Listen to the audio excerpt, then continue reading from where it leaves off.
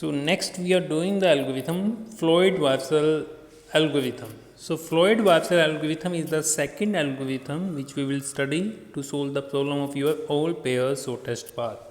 So Floyd-Warshall is also based on your dynamic programming. Before this algorithm we have done the algorithm that is also based on your dynamic programming, and as well as this algorithm is also based on your dynamic programming, that is use the different structure. What is that structure? It simply use the property of the intermediate vertex. Suppose that we want to find out the shortest distance between A to Z. Maybe there are some intermediate vertex in between them. So that intermediate means in between जो vertex आएंगे उनको हम intermediate vertex बोल रहे हैं. तो that structure is used in the Floyd-Warshall algorithm. So the complexity of the algorithm is also your v की power 3. So that is the same जो हमने last algorithm किया था उसकी भी एक complexity same थी. तो that algorithm is run in the big of v की power 3 time. So now what is the structure? So the structure I already explained कि it is use the concept of the intermediate vertex. So intermediate vertex means suppose we are saying that कि आपको I से J vertex पे shortest path find out करना है, तो उसके बीच में ऑब्वियस है कुछ ना कुछ आपका इंटरमीडिएट वर्टेक्स आपका एग्जिस्ट कर सकता है. तो आई विल एक्सप्लेन कि आपका I से J आपका शॉर्टेस्ट पाथ आपको फाइंड आउट करना है. तो सपोज करो कोई एक इंटरमीडिएट वर्टेक्स है, तो इंटरमीडिएट वर्टेक्स आपका K1 भी हो सकता है, मे बी K2 भी हो सकता है. तो हमें शॉर्टेस्ट पाथ फाइंड आउट करना है. तो हमारी जो प्रॉब्लम होगी, द प्रॉब्लम इज यूर कि आपको शॉर्टेस्ट पाथ फाइंड आउट करना I से J. तो जो इंटरमीडिएट वर्टेक्स होगा K1, तो हमारी जो प्रॉब्लम होगी जो शॉर्टेस्ट पाथ आपको I से J फाइंड आउट करना था, अब आपको शॉर्टेस्ट पाथ फाइंड आउट करना है to the I to K. K is your intermediate vertex and then K1 to J आपको वो शॉर्टेस्ट पाथ फाइंड आउट करना पड़ेगा. डैट मीन्स जो हमारी प्रॉब्लम थी कि आपको जो शॉर्टेस्ट पाथ फाइंड आउट करना था I से J के तक, तो उस प्रॉब्लम को हमने दो पार्ट में डिवाइड कर दिया. The shortest path from I to K1 and the shortest path from K1 to J. So that is our structure of our problem. So we will simply come on the next point. We want to find out the shortest distance from I to J. Suppose करो they are the intermediate vertex is your K. So K की value obvious है, कुछ भी हो सकता है. It may be 1, it may be 2, it may be 3, it may be up to K. कोई एक intermediate vertex we are assuming that कि I से J के बीच में है. तो आपका जो शॉर्टेस्ट पाथ क्या होगा, अगर सपोज करते हैं कि K के through shortest path find out करना है, तो we are simply find out the shortest distance from I to K and the shortest distance from K to J. That is the one point. The second point is that कि K is not your intermediate vertex, कि K आपका intermediate vertex नहीं है shortest distance from I to J. तो उस case में आपके पास intermediate vertex कितने बचेंगे, that is starting from 1 to लेके K-1. So I am say that कि अगर आपका K is not your intermediate vertex उस पाथ में, तो हमारा जो वर्टेक्स बचेंगे इंटरमीडिएट वो बचेंगे 1 से लेके 1 2 अप टू K-1. तो आपको उन इंटरमीडिएट वर्टेक्स के लिए शॉर्टेस्ट पाथ फाइंड आउट करना पड़ेगा. द सेकंड पॉइंट, अगर K आपका इंटरमीडिएट वर्टेक्स है उस पाथ में, तो आपका की जो प्रॉब्लम है वो दो पार्ट में डिवाइड हो जाएगी. I से लेके K तक आपको शॉर्टेस्ट पाथ फाइंड आउट करना पड़ेगा. फिर K से लेके J तक आपको K से लेके J तक का शॉर्टेस्ट पाथ फाइंड आउट करना पड़ेगा. तो that means our problem will be divide in two part. तो उसको हम फार्मूले की बेस में, रिकर्सिव फार्मूले के बेस में डिस्क्राइब करेंगे. तो डिस्क्राइब करने के लिए we are take a variable D. हमने एक वेरिएबल लिया इस प्रॉब्लम में. यहाँ पे DIJK का मतलब क्या है कि ये आपका इंटरमीडिएट वर्टेक्स है उस शॉर्टेस्ट डिस्टेंस में, दैट इज फ्रॉम I से लेके J तक. सो DIK मीन्स कि यहाँ पे शॉर्टेस्ट डिस्टेंस फाइंड आउट कर रहे हैं किस किस वर्टेक्स के बीच में, I से लेके J के बीच में, and K is your intermediate vertex.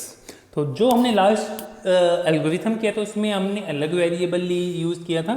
वहाँ पे हमने L वेरिएबल यूज़ किया था एंड वहाँ पे हम एटमोस्ट एंड एजेस की बात कर रहे थे, यहाँ पे हम इंटरमीडिएट वर्टेक्स की बात कर रहे हैं। तो आपका जो रिकर्सिव फार्मूला होगा दैट इज़ यूअर, अगर k की वैल्यू 0 है मतलब कोई भी इंटरमीडिएट वर्टेक्स नहीं है, तो हमारा सिंपली जो वैल्यू होगी वो किसके इक्विवेलेंट होगी, वेटेज ऑफ i से लेके j तक। अगर k की वैल्यू 1 से ग्रेटर है तो उस केस में दो वैल्यू हो सकती हैं कि k आपका इंटरमीडिएट वर्टेक्स नहीं है, तो उस केस में वैल्यू क्या होगी dij(k-1). अगर k आपका इंटरमीडिएट वर्टेक्स है तो उस केस में दो पार्ट में डिवाइड होगा, i से k आप शॉर्टेस्ट पाथ फाइंड आउट करोगे एंड k से j आप शॉर्टेस्ट डिस्टेंस फाइंड आउट करोगे। तो इनको ऐड करेंगे तो इन दोनों में से जो आपका मिनिमम वैल्यू होगी वो हमारी शॉर्टेस्ट डिस्टेंस की वैल्यू बन जाएगी। That is the recursive formula. So इस केस में भी सेम हम मैट्रिक्स यूज़ करेंगे। तो जैसे सपोज करो ये गिवन ग्राफ है, इस पर हम फ्लोइड वार्सल इम्प्लीमेंट करते हैं, तो d0 मीन्स कोई भी इंटरमीडिएट वर्टेक्स नहीं है, तो जो गिवन एज होगी उसके लिए ये आपके पास ये मैट्रिक्स आ जाएगी। अब हमारा एल्गोरिथम सेम, यहाँ पे कितने वर्टेक्स दिए हुए हैं आपके 5 वर्टेक्स दिए हुए हैं, तो वन बाय वन हम हर वर्टेक्स को इंटरमीडिएट मानते जाएंगे। पहले हम फर्स्ट वर्टेक्स को इंटरमीडिएट मानेंगे, फिर सेकंड को, फिर थर्ड को, फिर फोर्थ को, फिर फिफ्थ को। तो जितने भी आपके पास वर्टेक्स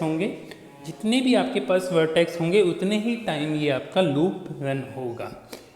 तो फर्स्ट स्टेप में हम फर्स्ट वर्टेक्स को इंटरमीडिएट मानेंगे, सेकेंड स्टेप में सेकेंड वर्टेक्स को इंटरमीडिएट मानेंगे, थर्ड वर्टेक्स में थर्ड को, मीन्स हम थर्ड को भी माने एज वेल एज सेकेंड को भी, वन को भी, ठीक है। तो जब हम फोर्थ स्टेप पे आएंगे तो फोर्थ वर्टेक्स को इंटरमीडिएट मानेंगे, मीन्स 1 से लेके 4 तक आप सभी वर्टेक्स का इंटरमीडिएट कैलकुलेट करते जाओगे एंड सो ऑन। तो फर्स्ट स्टेप पे आते हैं। फर्स्ट स्टेप में हमने यहाँ पे d1 कैलकुलेट किया, तो d1 में हमने फर्स्ट वर्टेक्स को इंटरमीडिएट कैलकुलेट किया है। तो इंटरमीडिएट कैलकुलेट किया, तो यहाँ पे अगर हम चेंजेस देखते हैं d0, आई थिंक किसी को कोई प्रॉब्लम नहीं होगी, बट जब हम d1 कैलकुलेट कर रहे हैं तो कुछ चेंजेस होंगे आपके। वो चेंजेस क्या होंगे, दैट चेंजेस इज यूर 4 से 2 का जो शॉर्टेस्ट पाथ है वो आप 1 से कैलकुलेट कर सकते हो। तो उसकी वैल्यू क्या हो जाएगी, 2 + 3 इज यूर 5, ठीक है। सेम वे अगर हम 4 से 5 पे जाना चाहते हैं तो 4 से 5 भी वी कैन कैलकुलेट कि 4 से 1 पे जाएं एंड 4 फिर 1 से हम 5 पे जाएं।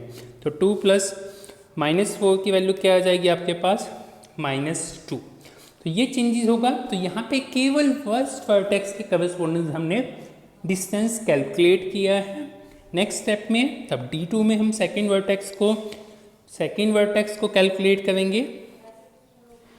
तो डेट इज़ द पॉइंट कि आपके ये पर्टिकुलर पॉइंट क्लियर होंगे, ये वैल्यू आपकी ऐड होगी जो d0 के correspondence 4,2 and 4,5। So next point हम k = 2 करते हैं। सो जब आप k = 2 करोगे, मतलब सेकेंड वर्टेक्स को जब हम इंटरमीडिएट मानेंगे, तो अब यहाँ पे आप 1,4 की पहले वैल्यू इन्फिनिटी थी, अब आप कैलकुलेट कर सकते हो 1 से 2 फिर 2 से 4, तो वैल्यू आ जाएगी आपके पास 4।